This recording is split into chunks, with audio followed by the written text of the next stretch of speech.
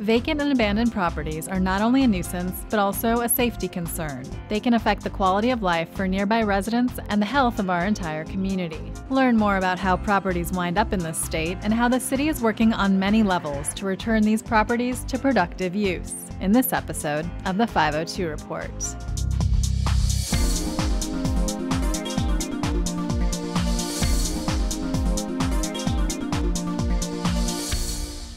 Hello, and welcome to this episode of the 502 Report. Metro Louisville is working to address the number of vacant and abandoned properties, but the process takes time. Why is that?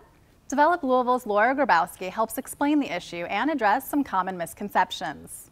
Vacancy and abandonment, it's a complex issue, and it happens for so many different factors. Metro might have a great year and move several properties, and then more pop up. The properties that are out there are abandoned, meaning, yes, they're vacant, but also an owner, they're not responding to code enforcement who's saying, hey, clean up your property. Vacant and Public Property Administration work directly with code enforcement. We use their data, and that's how we figure out where we have other Metro projects and Metro funding, and we start looking at the abandoned properties there and how we can move them forward. We hear a lot of firsthand stories of people being afraid. You don't know exactly what's going on next door. You might hear noises. Maybe it's animals that have gotten in. Maybe it's people who have gotten in. There are a lot of issues with living in areas, especially with high concentrations of vacant and abandoned properties. Solutions come from understanding the problem. I think that sometimes there's a lot of wheel spinning, trying to fix a problem that isn't the right problem. I think the biggest myth that exists, we hear it a lot in community meetings, we get a lot of phone calls about it, is that the city owns every boarded up house in town. That is absolutely not true. We own around 500 to 600, and there are somewhere around 5,000 properties. These properties are owned by somebody. We need to figure out who the owner is. Another common misconception is that we sell houses for $1 only. And we certainly do have houses to sell for $1, but people need to remember that these are demolition candidates. So these are houses that someone in code enforcement has looked at and said, this thing probably just needs to come down because it's going to take more money to rehab than it's worth. We do have people who want to save it. So yes, we will sell it to you for the cheap price of $1, but we need to see that you have the money that you're going to use to fix it up. Another common misconception has to do with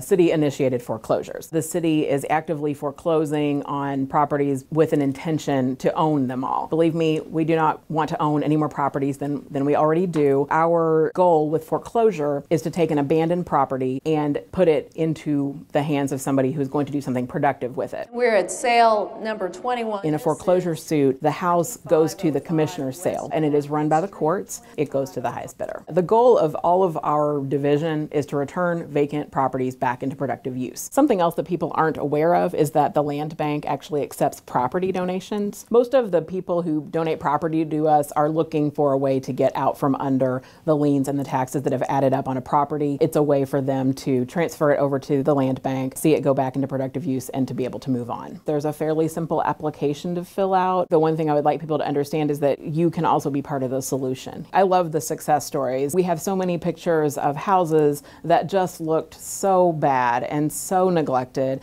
and the after picture is just, it's one of the happiest times that we have at our office. Those success stories, they keep us going, and it's certainly one of the highlights of our work here. This is not something that government can do by itself. We need partners and private investors, we need nonprofits, we need individuals. This is a team effort. For more information, be sure to visit louisvilleky.gov/vacant.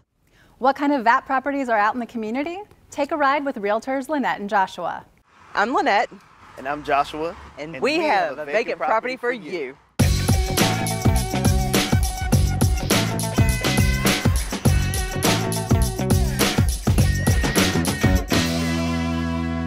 Let's go look at some of our success stories with vacant and abandoned properties. All right. So we're going to go to...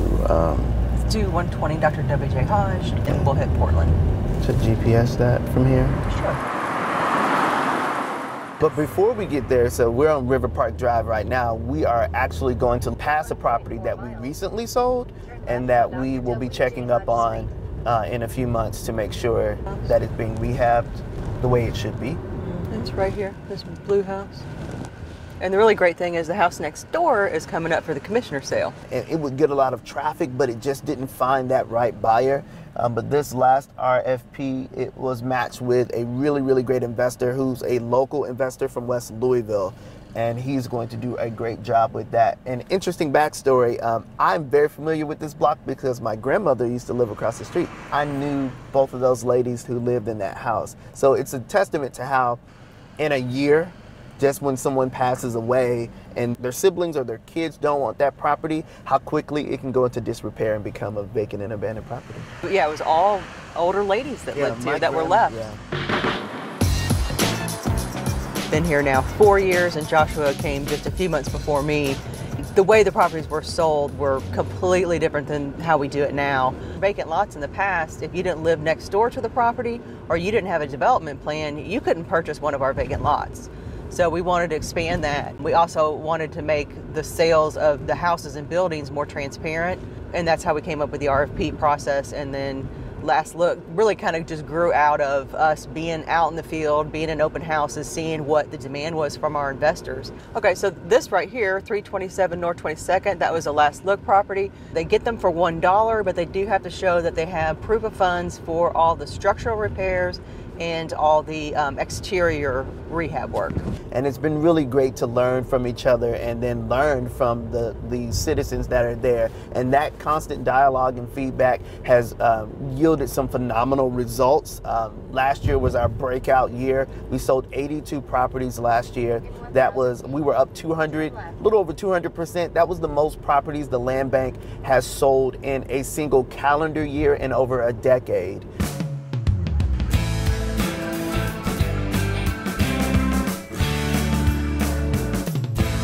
We're at 120 Dr. W.J. Hodge, and this was one that was sold through our RFP process that one of our investors picked up. This block was pretty rough a good 6-8 months ago. If you see over here, there's another property that the city tore down. And then a lot of times what we'll do is, we'll see the other boarded properties and we'll go back and recommend that our foreclosure team look into those to see if there's anything that we can do, if we can put those in foreclosure. So we're really trying to be more targeted rather than just picking one random here and there. So we'll probably look into these three now and see if there's anything we can do to really kind of clean this block up. So we utilize data very well here, and we are starting to identify people who are eligible, for example, for Cut It, Keep It. Now that isn't always an investor. I know sometimes when people think about buying properties, they think about people with tens of thousands of dollars who don't live in the neighborhood. Cut It, Keep It actually means that you have to own and occupy property on the same block, and obviously that's going to get some owner occupants or some people who've been there for generations, and that's what we really like. We get to spread that equity as well. So it's exciting. Okay, so Louisville Grows purchased this lot from us a few years ago to build their healthy house. We work with a lot of investors doing single family. This just happened to be a nonprofit and they really liked this location. They thought it'd be a great place for their headquarters. It is very important to have that diversity in people who participate, because you meet all types of social needs that a neighborhood requires. And Louisville Grows is a really great partner. We're actually going to drive down a little bit further to see another nonprofit.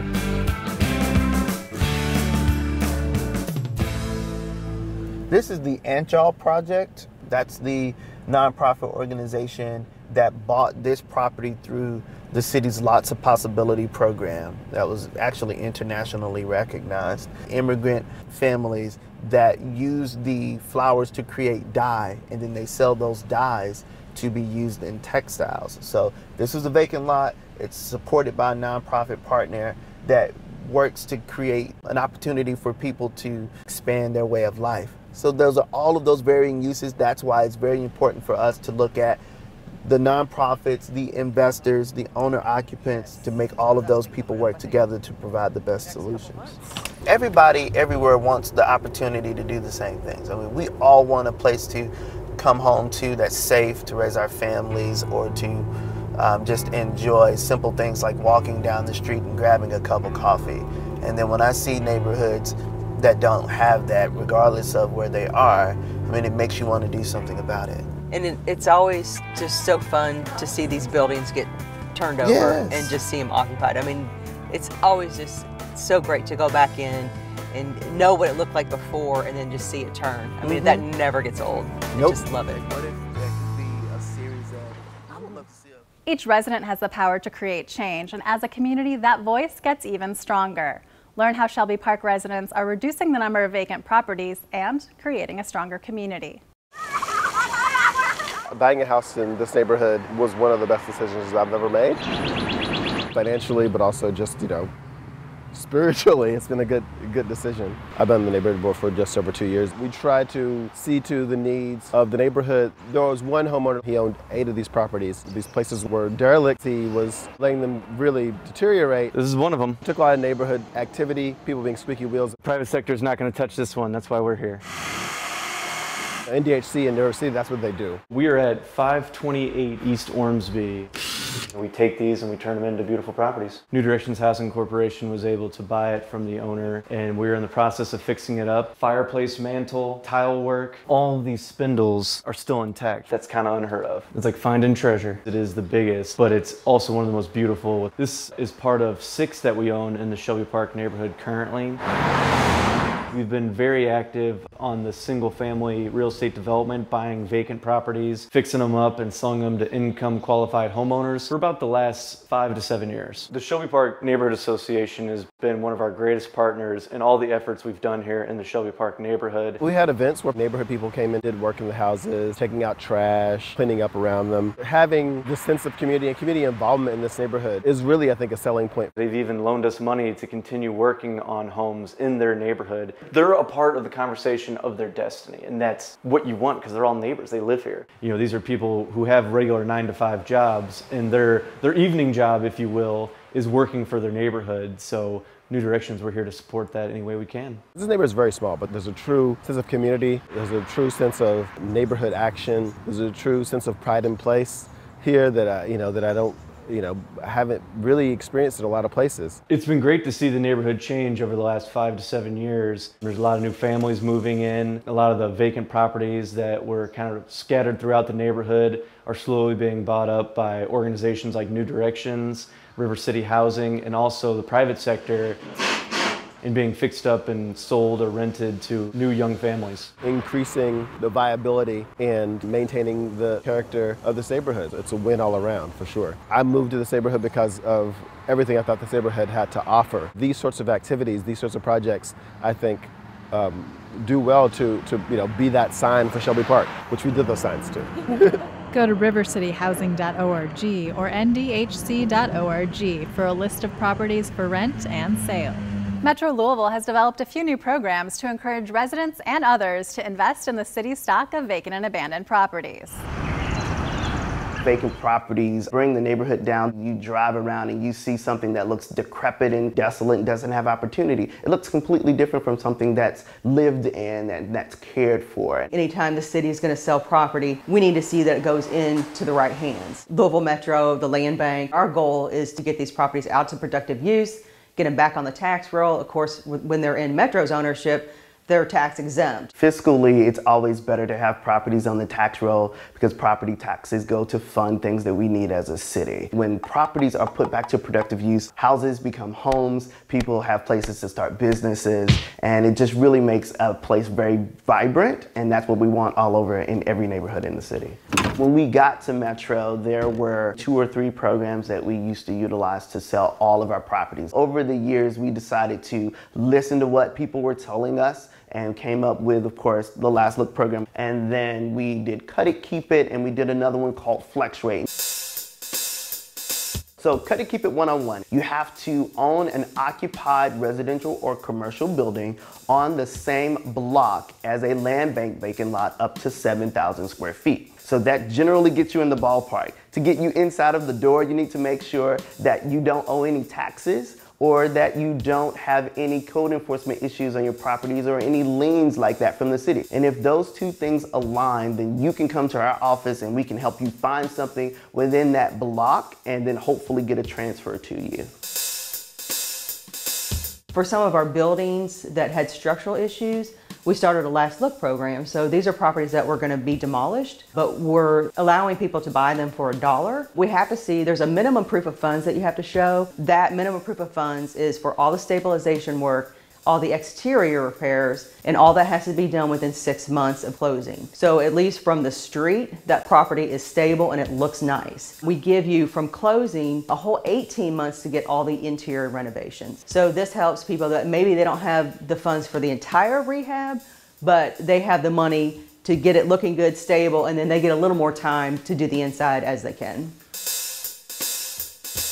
Flex Rate 101, you have to make sure that if you own any property that you don't have delinquent taxes or you don't owe the city money in code enforcement liens. Secondly, you have to have an idea. And then after that, you have to put that idea on paper. It has to become a plan. So you have to let us know what it is that you're wanting to do. A lot of people would have a plan, but they wouldn't have all of their money. And if you didn't have all of those things combined previously, we couldn't do business with you. And that's what Flex Rate does. It allows for people to have a plan, to have a budget and a timeline, but not all of that money up front. Then we will sell you that property at what we call a flexible rate. It'll be what we consider market rate, but that's the trade-off. Because if you don't necessarily have all of the materials up front and you're ready to go, then we need to make sure that you have a little bit more invested so that you can pull that project off. We don't want to be foreclosing on this property again. We owe it to the neighbors that live next door. They're just so excited to see the property turn. We want to be able to go into those neighborhoods to learn from the people that are there and then to create programs and policies that people everywhere can do right where they live. These programs helped make 2017 a great year for turning over VAT properties. About 80 of them were taken off the list. Louisville Metro government has entered into a development agreement with the Louisville Urban League to develop a $30 million state-of-the-art track and field facility. This 24-acre vacant property will soon be transformed into a community hub, creating jobs and economic opportunity for the neighborhood. This is about turning on the news and seeing somebody from your neighborhood be spotlighted. This is about 20 to 30,000 people coming into West Louisville needing a hotel or somewhere to eat. This is about economic development happening in this space. The $30 million project will be managed by the Louisville Urban League with $10 million from the city. Construction is expected to begin early 2019. Changes are happening in Russell thanks to the momentum from the Choice Neighborhoods grant to help redevelop Beecher Terrace. There is a lot of action going on in Russell. People are wondering, are these things connected? And the short answer to that is yes. It's a part of a greater initiative to redesign the Russell neighborhood via the Choice Neighborhood Grant. Truly a pleasure to be here today. Louisville Metro Housing Authority received $1 million to implement what are called action activities in Russell, and those are projects that will spur additional community improvement and economic development in the neighborhood. Metro government is contributing an additional $375,000. When you think about Choice Neighborhoods, you think about everything that goes in to make a neighborhood great. Yes, you have where people stay, but you also have where they live, work, and play. 3, 2, 1.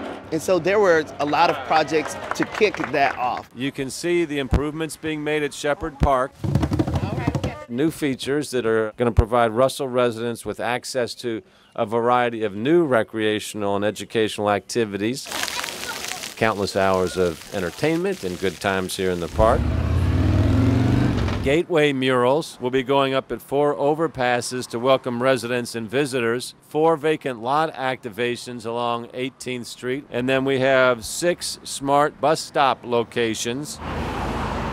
It's adding a little bit of life to the street corner. This bus stop actually says welcome in a whole host of languages, which is a really nice little touch for folks who are often coming in and out of this building in the very first few months that they're here in Louisville. People really starting to design a neighborhood that will promote small businesses, that will promote home ownership, promote all of the great things that everybody wants everywhere, and it's going to be a really exciting time. One of the action activities funded by HUD involves repurposing 4 vacant lots at 18th and Muhammad Ali.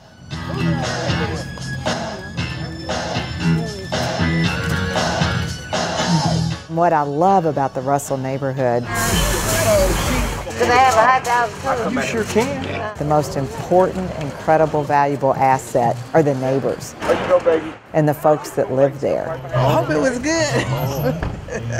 My ultimate goal in opening Sweet Peaches was to have something to do for the kids. Sweet Peaches sat on the corner of 18th and Muhammad Ali. And when I moved in, I noticed there was a vacant lot behind the building where Sweet Peaches is at. And I thought, what could I do with that vacant lot? I read online about them giving grants for vacant lots. I had a couple of days before the deadline, and I submitted my proposal. We put out a call to action to the community, and Ms. Haynes was one of the several people that stepped up with her idea of what to do at that location. The Russell Apartments is right across the street. A lot of those people are elderly. They have walkers and they have wheelchairs, and they would just sit around at the parking lot. And I said, what is it for them to do? And I thought, why hasn't somebody done something for them? And I thought about the lily pad, coming together to make something exciting happen. It's gonna be alive. We're gonna have lights in the trees. They're gonna come and they're gonna be able to sit and be peaceful, and the lot's gonna be beautiful. You come on down, be our guest. So Pamela Haynes is already utilizing the vacant lot space in creative ways that bring community and families together. She's had a long history of showing movies for the community and also gathering people around cookouts, doing barbecues. So people have looked forward to all of the various events that Ms. Haynes produces on the vacant lot. We've all heard Pam talk about her dream, and I like to say where there is no vision, the people perish. And Pam Haynes is creating the vision and fulfilling the mission for so many folks in West Louisville, right there out of the little Sweet Peaches. So what can your business be and what can your dream be? In the Russell neighborhood, it can be anything you want it to be. The second project, in addition to the lily pad, is known as Opportunity Corner. That's going to be happening at the intersection of 18th and Magazine Streets. 2 vacant lots there that we hope to introduce a public orchard with fruit-bearing trees in collaboration with Louisville Grows. Also to use shipping containers to create a community meeting space. The Canaan Community Development Corporation is spearheading that component of the project. If you're interested in learning more about Metro vacant properties for sale, go to louisvilleky.gov. Thanks for joining us on this episode of the 502 Report. Until next time, take care.